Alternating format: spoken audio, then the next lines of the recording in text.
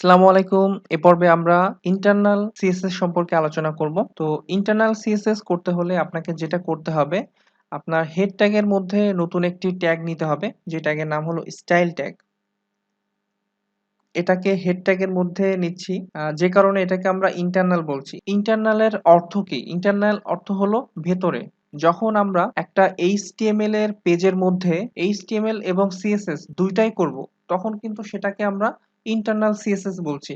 অর্থাৎ আমরা এই যে হেডের মধ্যে স্টাইল ট্যাগ নেওয়ার মাধ্যমে স্টাইল ট্যাগ আমরা শুরু করেছি এবং স্টাইল ট্যাগ শেষ করলাম। আর এই যে ট্যাগের মধ্যে আমরা যে সিএসএস গুলা লিখবো সেগুলাকে সাধারণত ইন্টারনাল সিএসএস বলা হয়ে থাকে। তো একটা বিষয় খেয়াল করে দেখুন, আমরা এর আগে যেটা করেছিলাম, আমরা এই পেজটিকে আবার ওপেন করি।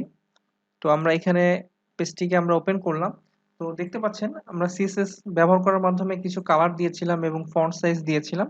তো এই একই কাজটি আমি ইন্টারনাল সিএসএস এর মাধ্যমে করব। তো যখন আমি এইখানে পি ট্যাগে যেই সিএসএস গুলো আমরা করেছিলাম এটাকে আমরা মুছে দিলাম। মুছে দেওয়ার পরে আমরা টোটাল এখান থেকে অ্যাট্রিবিউটটাও মুছে দিব। অ্যাট্রিবিউটটা মুছে দিয়ে এবার আমরা রিফ্রেশ করি। তো দেখুন আমাদের পি ট্যাগে এখন কিন্তু কোনো সিএসএস পাচ্ছে না। তো এটাকে আমরা ইন্টারনাল সিএসএস করব। তো এটা কিভাবে করব?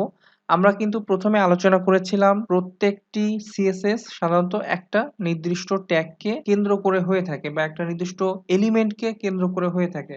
আর যেটাকে আমরা বলছি সিলেক্টর। তো এখানে এই যে পি ট্যাগ, এখন আমরা পি ট্যাগকে স্টাইল করতে চাচ্ছি, তাই প্রথমে পি ট্যাগকে সিলেক্টর হিসাবে নিচ্ছি।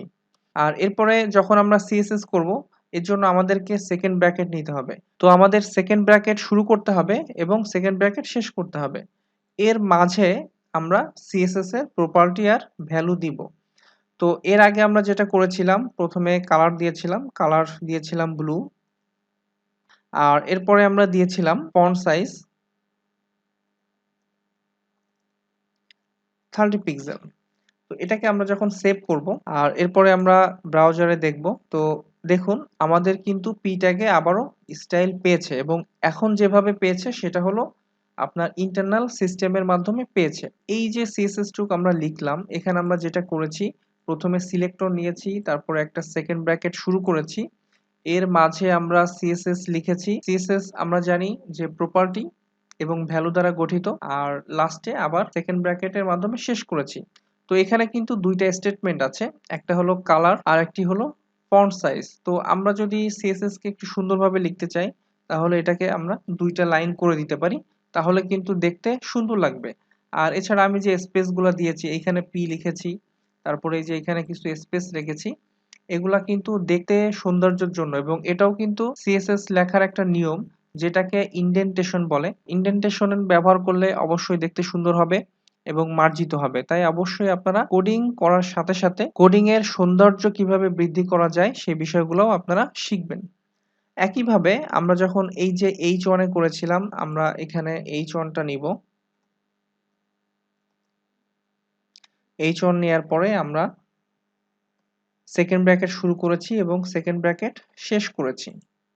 আর এর মধ্যে আমরা প্রথম যে H1 টি ছিল, এখানে আমাদের কালার গ্রিন ছিল। তো এটাকে আমরা এখানে নিয়ে নিলাম আর এখানে এটা মুছে দিলাম।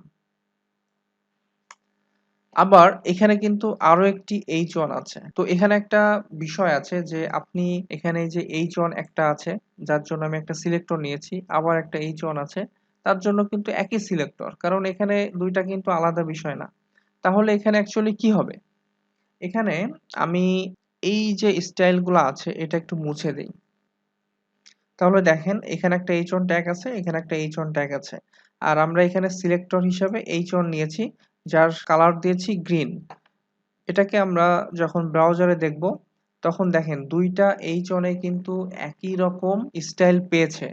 কারণ যেহেতু সিলেক্টর আইডেন্টিফাই করে দেয়া হয়নি, আমরা একটা সিলেক্টর নিয়েছি, তারপরেও কিন্তু দুইটা H1 এ আমার কালার পাচ্ছে, কারণ দুইটাই কিন্তু H1 ট্যাগ। এই কারণে আমরা যখন একটা নিয়ে নিব, এই যতগুলা H1 থাকবে সবগুলা H1 এ কিন্তু আপনার একইভাবে স্টাইল পেয়ে যাবে।